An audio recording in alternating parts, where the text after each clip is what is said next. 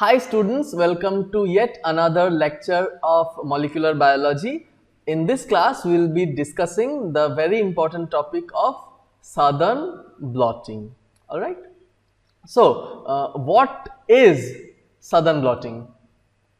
Southern blotting basically means a technique, okay, where we transfer, okay, shifting of biological samples, okay, any biological sample from a gel to a membrane, right? Mind it, we are discussing about the term blotting in general, right? And their subsequent detection on the membrane surface. So there is a gel. Where we will get the gel? We will get the gel by agarose gel electrophoresis. So what was the previous step of agarose gel electrophoresis? Yes, we discussed in the last class, that is PCR. So whether we are doing PCR or whether we are taking a DNA of interest, we need to do a gel electrophoresis, and then we need to transfer or shift the contents of the gel to a membrane. Alright, and then we can detect the DNA fragments from the membrane. Now, as you know, a blotting can be of many types. However, when we are discussing it in terms of molecular biology, the specific biological samples that we need, that we are interested in, are the three: DNA, RNA and protein. Okay. So, if you are asked what do you mean by blotting, you don't just utter biological sample. At your level, being a first year student, you should always mention either DNA or RNA or protein. That is first transferred into a gel, and then from gel to membrane, and from membrane we are detecting. Now, in this class, we will be discussing what is blotting, right?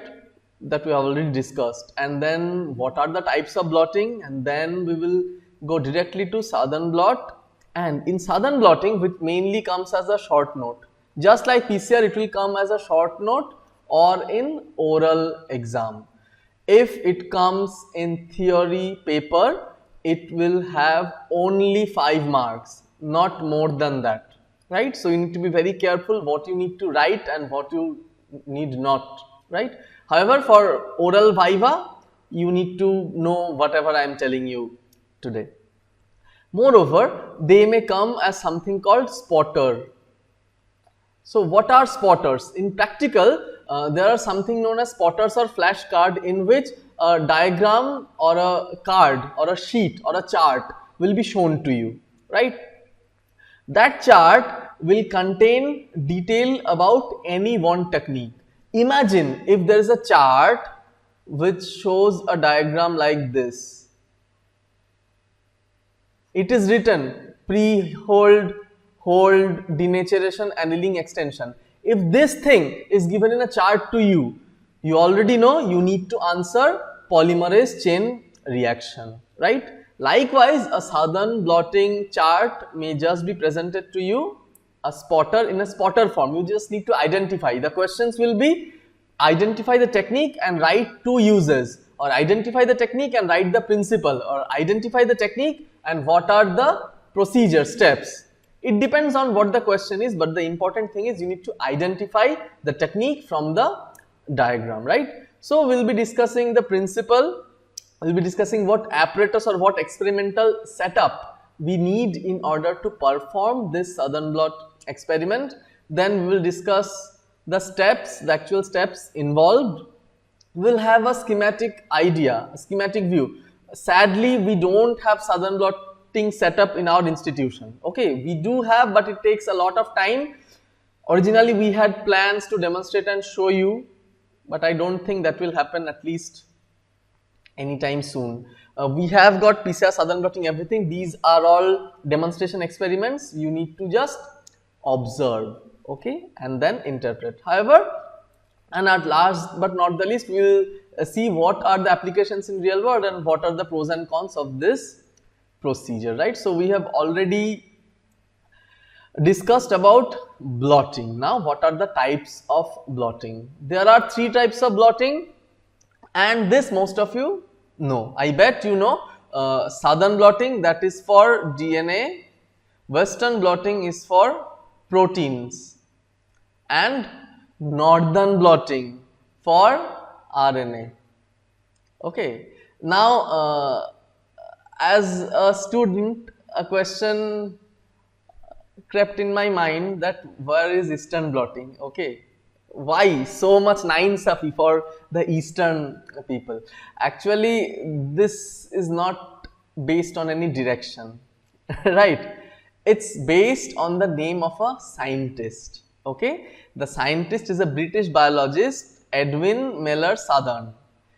One thing I request each and every one of you, never pronounce it as Southern blotting. Very irritating. The moment you say Southern blotting, examiner has got a very bad impression. Okay. There are few terms, medical terms specially, not general terms. General terms, it depends on what's the accent and what's your training. I don't mean to mock anyone else. So, medical terms you should pronounce carefully. Okay?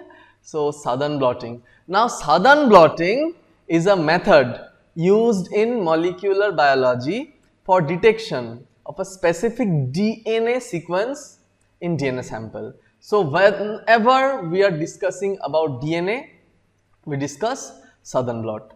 Now, after DNA we were successful in blotting this DNA sample, you know, RNA is much more unstable, it is much more labile. However, a few years later, RNA gel electrophoresis and RNA blotting was also possible.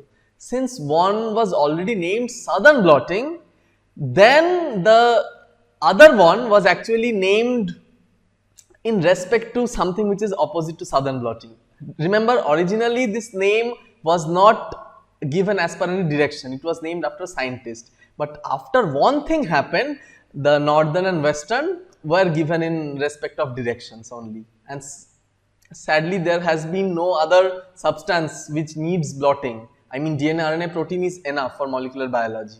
Okay, so if something comes out in future, maybe, which is so unique that it's outside the domain of DNA, RNA and protein, maybe we have a chance of getting Eastern blotting. So I don't know, if any one of you wants to pursue higher studies in molecular biology and invent something, good luck.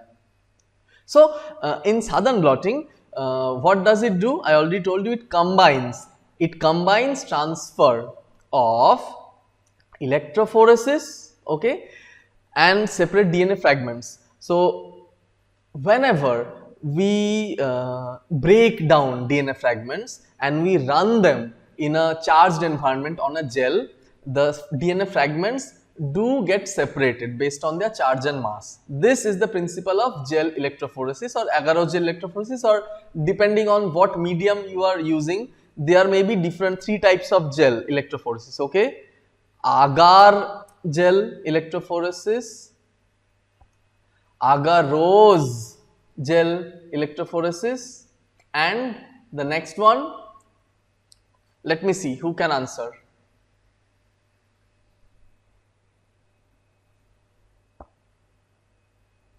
Yes, it's polyacrylamide gel electrophoresis or PAGE. Okay, polyacrylamide gel electrophoresis.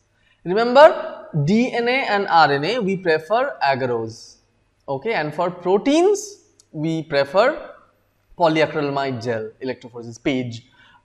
Serum proteins on the other hand can be done in simple agar. So all these three are medium. What is medium? Medium is basically a base. Okay, something known as culture medium. There is something called plate. Okay, a culture plate or a base or a platform on which we do the experiment.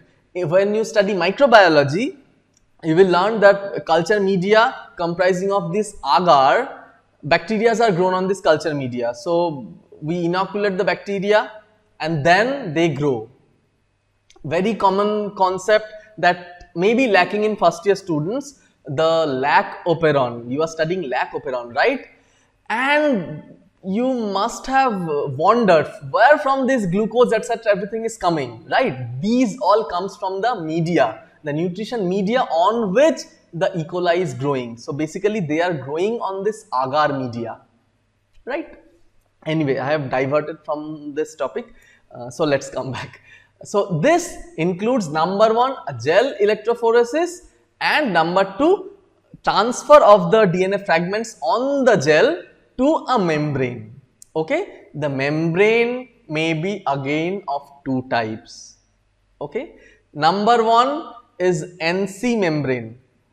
NC membrane. NC stands for nitrocellulose. Okay, and most of the southern and northern blotting are done in nitrocellulose membrane only.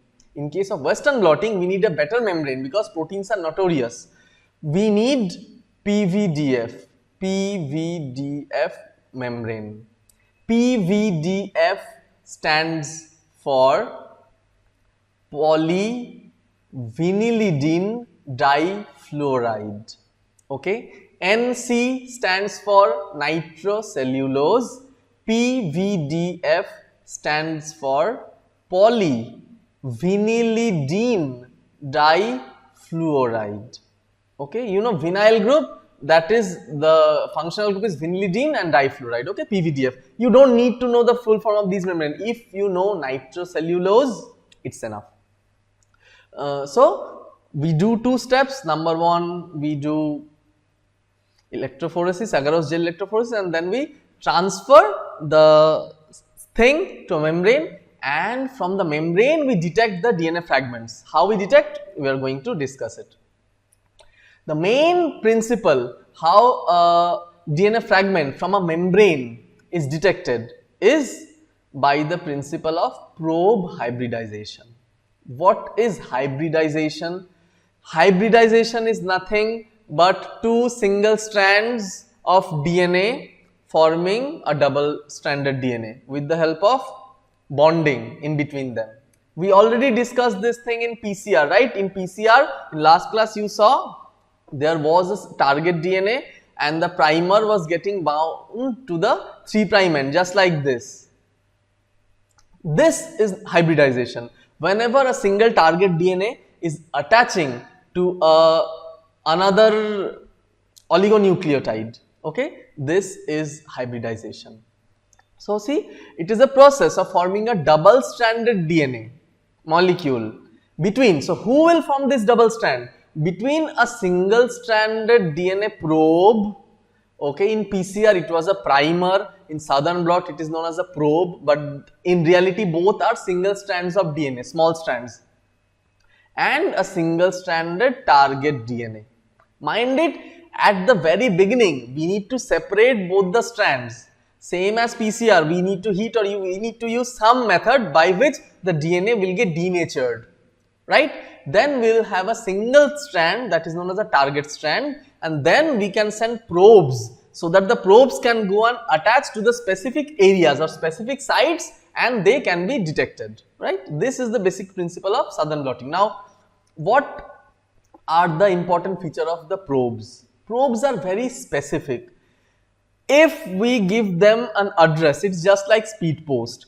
We give a specific address and it will be delivered to a specific destination only. Similarly, you can see what are these probes?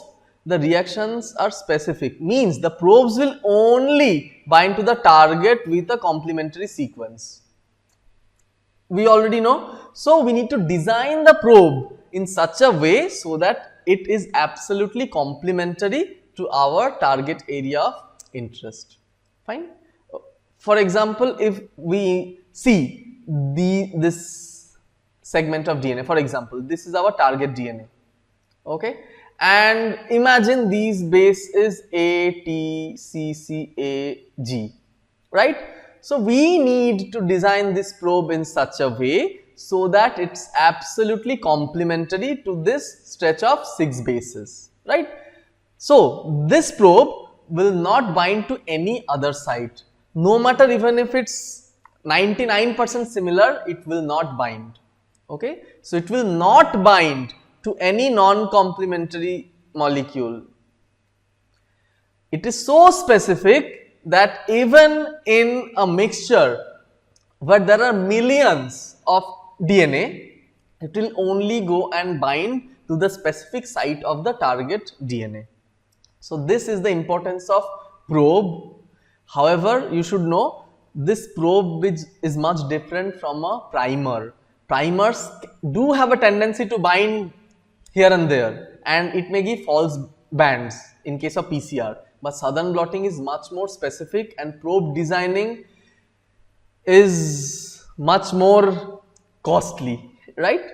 And moreover, these probes are radio labeled. Okay, we do have so imagine this probe will have C, A, G, G, A and T, just complementary to the target area, and either one or few of these bases will have some radio labeled molecule. For example, we already know nucleotides have got nitrogen. Most of them are radio labeled with N15, right?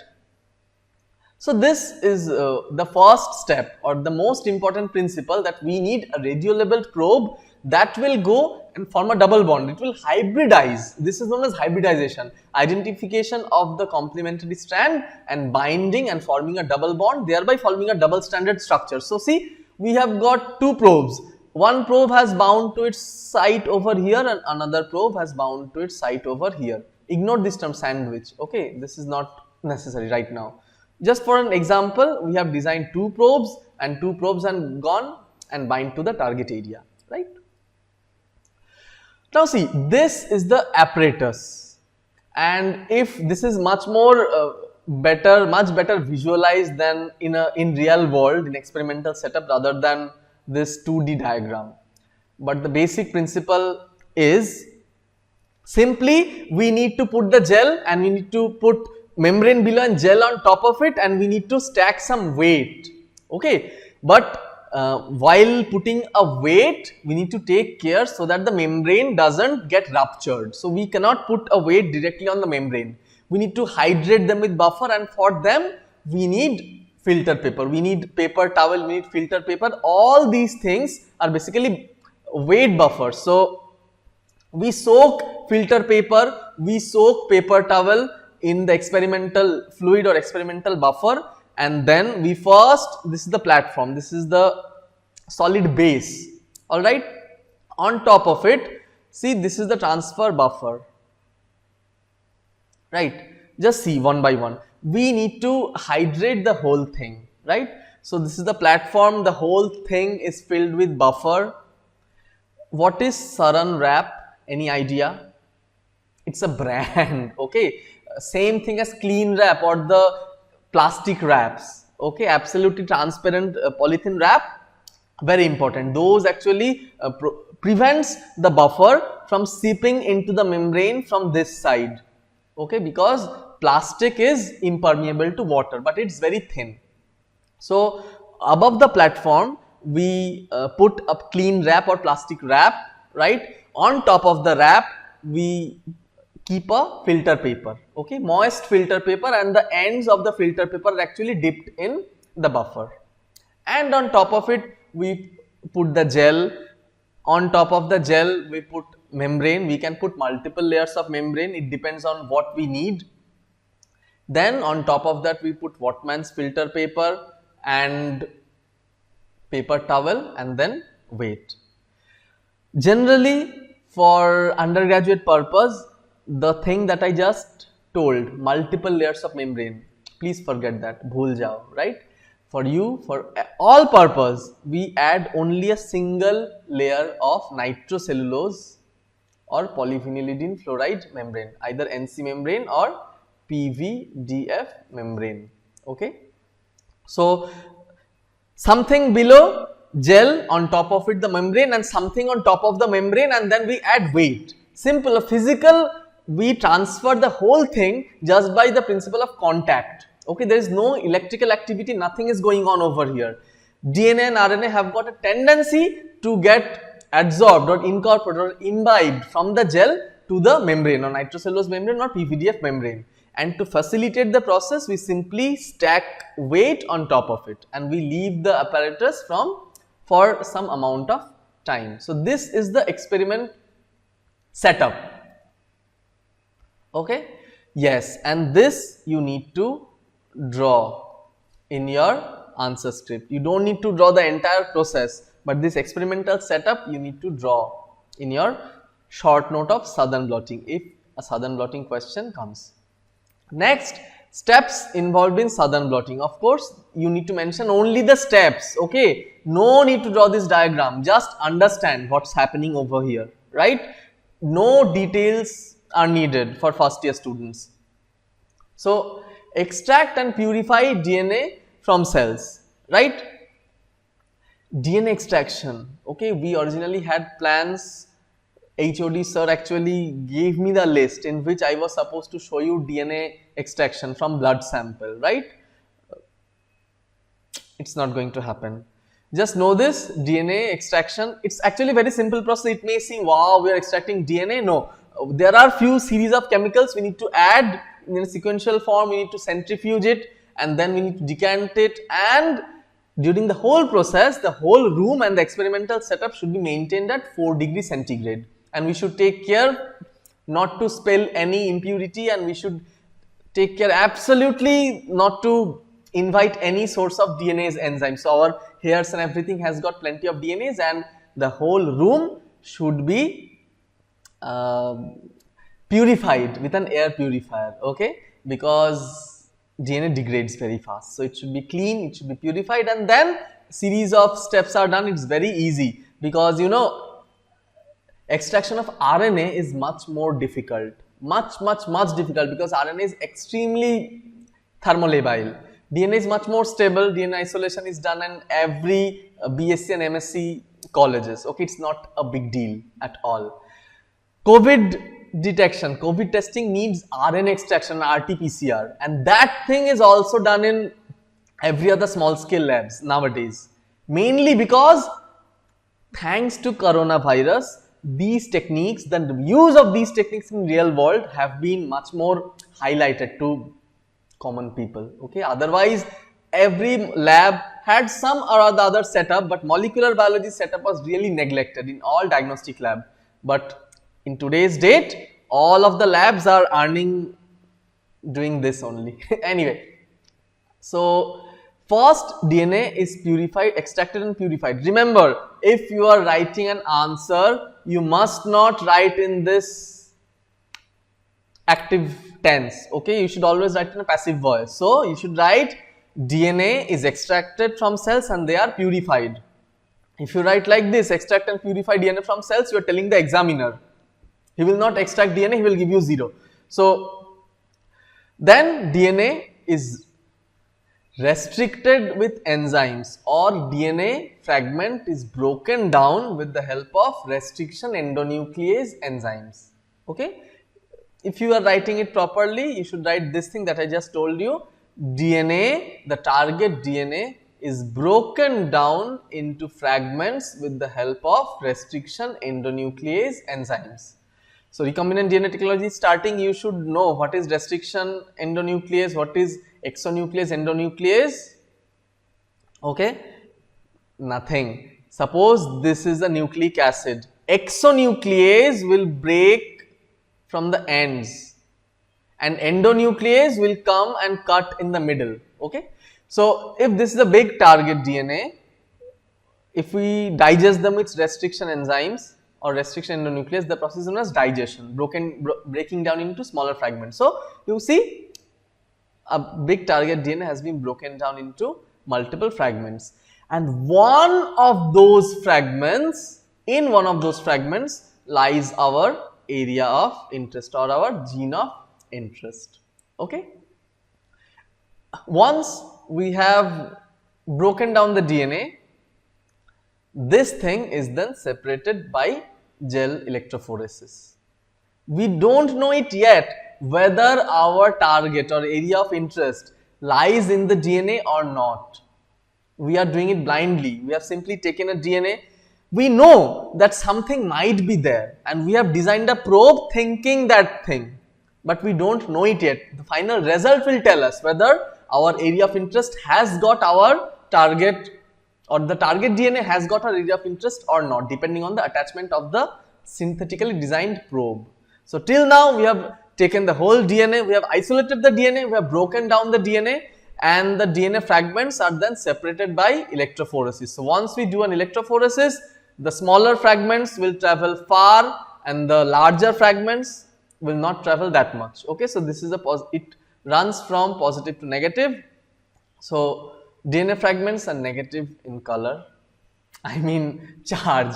Okay, so it will run towards the positive electrode. The lighter the DNA fragments, the farther they go. So after some time we stop the electrophoresis setup experiment, right? So this consists of the first 3 steps. What are the next steps? Then the DNA in the gel are denatured. Remember, in PCR what we were doing, we were denaturing the DNA right at the beginning, right? Then we run the PCR and then we run the gel electrophoresis, but at the end we run a gel electrophoresis which consists of a double stranded DNA anyway, right? You get my point? Because at the end we have multiple copies of the double stranded DNA in case of PCR. However, when we do a gel electrophoresis, after restriction enzyme, restriction endonuclease will break the double stranded DNA. Okay, it will break like this, depending on what basis it's identifying, right? So after the gel has been run or electrophoresed or electrophoresis procedure is completed, we treat the gel, okay, with denaturing agent.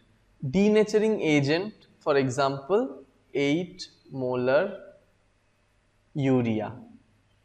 Okay, there are multiple denaturing agents. Some gels are designed in such a way so that while running, the DNA fragment itself automatically gets denatured, right?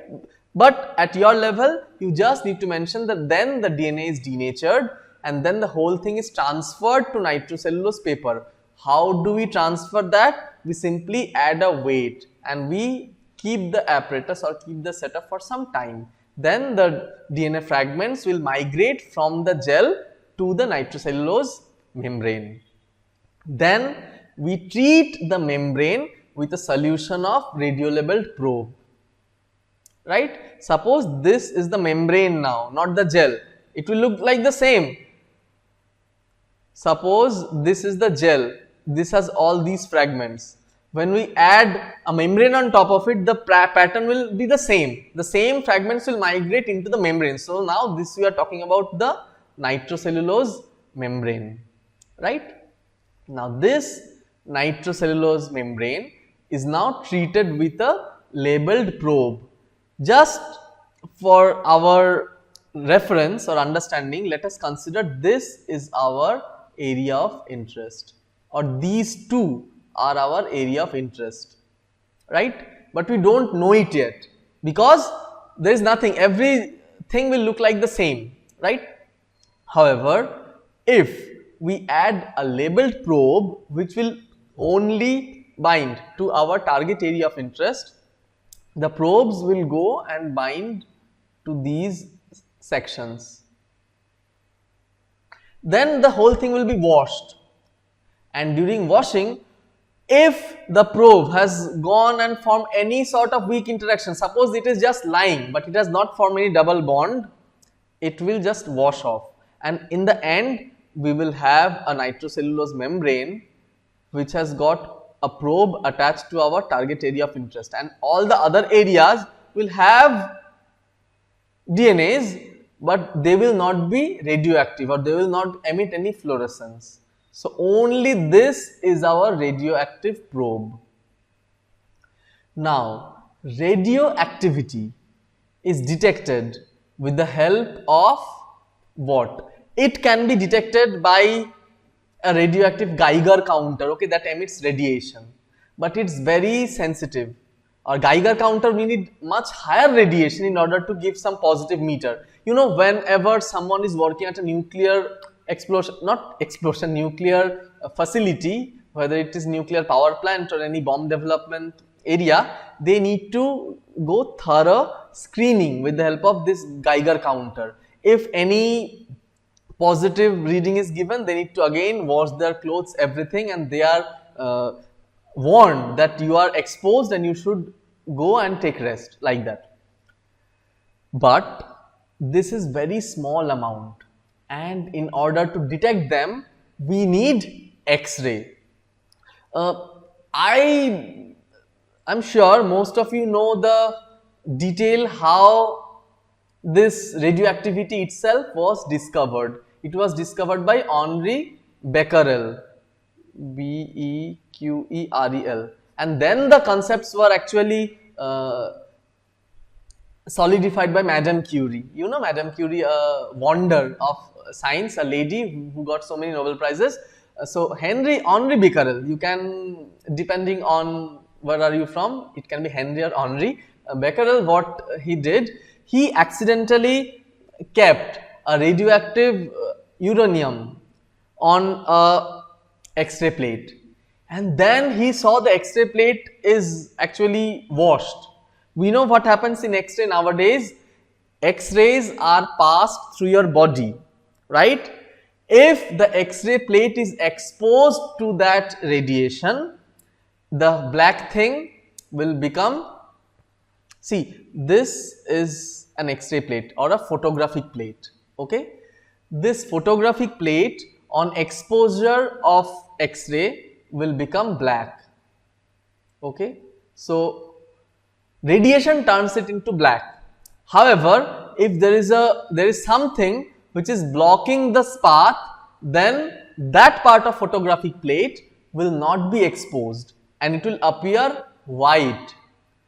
If any one of you has seen or have got your X-ray done, you will see your bones appear to be white and everything else appears to be black. Okay, we are not actually taking picture of your bone, rather it's an indirect impression.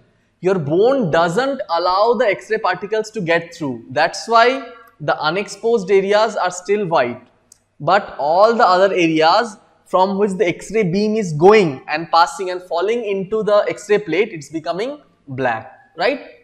So Henri Becquerel had a photographic plate. He had multiple photographic plates because he was working with X-rays, and he accidentally stored a vial of uranium, radioactive uranium, on top of these X-ray plates. To his surprise, he found all the X-ray plates had a white spots like this. And then he wondered, this particle must be emitting X-rays, and then from there radioactivity came into being. Mind it, X-rays were discovered much earlier than radioactivity. You know, X-rays or Röntgen rays are produced from cathode rays. Okay, I am going into your +2 lessons, so just forget it. So these radio labeled probe which is emitting radioactivity is detected with the help of X-ray plates. The procedure which uses an X-ray plate in order to detect the radioactivity from any gel or membrane is known as autoradiography. Radiology is the study of these X-rays only, radiation. So autoradiography is the procedure in which small X-ray plate, you see, expose X-ray film to the filter, okay? X-ray films are used in order to detect. So what will happen? Now in the X-ray plate, we already know that exposure will give black spots, blockage gives white spot, but exposure gives black spots. So this X-ray film, wherever our DNA probe has gone and bound, this will have those black spots, and from this we can get an idea that yes, our probe has gone and bound to the target area of interest, and it means that our target DNA has got our target area of interest. Just like PCR, as I was discussing, suppose I have got color blindness, and that color blindness gene or information is existing in gene 33 of chromosome 8. Arbitrarily, I am giving an example. Whether this color blindness is present or not, I can do by amplifying with a primer and get by doing a PCR, but it's non-specific. It often gives false information. But Southern blotting gives much more specific information about this thing. So we need to design a probe which is absolutely complementary to the color blindness allele or gene. If my chromosome, if a chromosome isolated from me is run and Southern blotting is done and the probe is going and hybridizing in that area, we can tell for sure that okay, you have this disease. So let's see what are the real world application. Okay, first this is how a schematic view of Southern blotting looks like. So first DNA, see, don't say RNA, because if you say RNA it will become Northern blotting. Okay, so DNA, first DNA is applied on the wells, electrophoresis is done, and then we transfer, the whole thing is stack weights, we stack a membrane on top of the gel and we add paper towels and then wait, so that this DNA will migrate from the gel to the nitrocellulose paper, right? Either we denature the DNA or we make the gel in such a way or make the buffer in such a way that the DNA is automatically denatured in situ in vitro. Then the gel is transferred to this membrane. Okay, we wash or we expose or we flood the membrane with probe. Okay, radiolabeled probe. The radiolabeled probe will only attach to certain areas and other areas we will wash it off, and then we'll expose the X-ray film to the membrane, and then by autoradiography we'll get spots on the X-ray film. So this is the complete procedure of Southern blotting. Now in your short note you need to write what is blotting, what is Southern blotting, what are the steps, and then yes, the principle you need to mention in one line. The principle of Southern blotting is radiolabeled probe hybridization. Okay, then in application you need to write at least 2 or 3 application, and then last but not the least you need to write the advantages and disadvantages. So 5 points, 5 marks. So what are the applications? There are multiple applications, you don't need to remember everything, but if you just read over here, most of this you must be able to just guess in your exam, right? Because all modern molecular biology techniques, whether it is detection of any specific DNA or whether it is detection of any gene deletion or rearrangement, or whether it is detection of any cancer, whether detection of any disease, whether detection of any viral infection like HIV, same processes will be repeated over and over again. PCR does the same thing, RFLP, restriction fragment length polymorphism, does the same thing, FISH, fluorescence in situ hybridization, FISH does the same thing, Southern blotting does the same thing. All these things are different because some of them are specialized in doing something, but overall principle is same for all.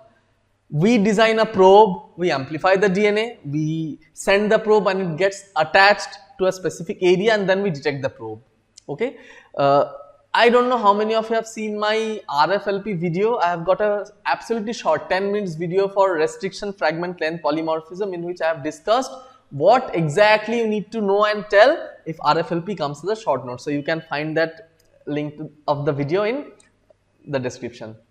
So likewise in DNA fingerprinting, just like PCR was giving us information about paternity, detection of any unknown sample in case of forensics, Southern blotting also does the same thing. Okay, it does it, but it does in a better way. So let's see what are the advantages of Southern blotting. Okay, it's very effective way to detect a specific DNA sequence in a large complex sample of DNA. Mind it, if the complex sample is very large, PCR, we cannot do PCR. In order to perform PCR, we need to shorten our target area. Then only we can design a forward and reverse primer, because if this is our target area of interest, we need to design the primer in such a way that it starts in this 3' end and it ends at this 3' end, so that the fragment of amplification will be of this size only. However, this restriction is not there in case of Southern blotting, because in Southern blotting we are not targeting the ends. In PCR we are targeting the ends of unknown fragments. In Southern blotting we are basically sending a probe in a vast ocean. So even if there are millions of copies, the probe is designed in such a way so that it will go and bind to this target area of interest, and therefore it's much more efficient in quantifying. Okay, it can tell us the exact amount of DNA. How we quantify DNA with the help of Southern blotting, it's beyond your level of understanding. Okay, we need something known as hybridization probe, and okay, let's keep that discussion for any future video. Of course, I'll be making future videos, and when you become second or third year students, biochemistry won't be leaving you because you are preparing for NEET PG as well. Okay, so always come back here and find future insights over here. Anyway, however, there is a better procedure, and which we will discuss, that is DNA sequencing. What does DNA sequencing do? DNA sequencing will tell us the exact bases. We don't need to beat around the bush blindly whether our labeled area, labeled probe is there, right? But that DNA sequencing is hugely expensive. It is very costly. Southern blotting is cheaper compared to DNA sequencing. So that is an advantage. You might be asking, well, I know nothing about sequencing, so I can omit this advantage. But trust me, DNA sequencing is needed nowadays. Southern blot, the processes which can be done by Southern blotting, we don't do sequence for that. Sequencing needs much more raw material and it's costly. The machine is costly. Sequencing machine, sequencer is hugely, it is in crores. Whereas a Southern blot, few thousands of rupee will give you the results. Okay, the membrane, the gel, the whole thing, agar, those are costing hundreds only. Anyway, so what are the disadvantages? Disadvantages is, it is more, oh my god, look at my spelling. Okay, it's expensive. I'm so sorry, it's more expensive than most other tests. Okay, it's a typo. Most other test means PCR. Yes, PCR needs a thermal cycler. I agree, it's a one-time investment. The PCR machine is costly. We need probes, everything. But when you are doing in a large scale, this Southern blotting, there is no automation. Whenever something is automated, whenever a machine can do something, the cost is cut down drastically. But this Southern blotting, the whole thing is manual, it's labor intensive. So it is complex and labor intensive, time consuming and cumbersome. It's very wet procedure. There is buffer, everything, membrane can rupture, the gel can rupture, so we need much more expertise. But in PCR, it's very easier. You just add something, you add the tube to machine and the machine will do the rest, right? So these are few advantages and disadvantages of Southern blotting. And we come to the end of our class. Okay, so if you have got any query, please feel free to write it in the comment section. Now let us again see what are the areas that you need to mention in your short note. Okay, if Southern blotting comes as a short note, you need to write in short the principle, you need to write about the apparatus and draw it, you need to write about the steps, and then you need to write application 2 points. Okay, only 2 uses application, and one advantage that it is very specific and can detect specific DNA in millions, and one disadvantage, it is time consuming and cumbersome. So this is all about Southern blotting. Okay, so bye and take care.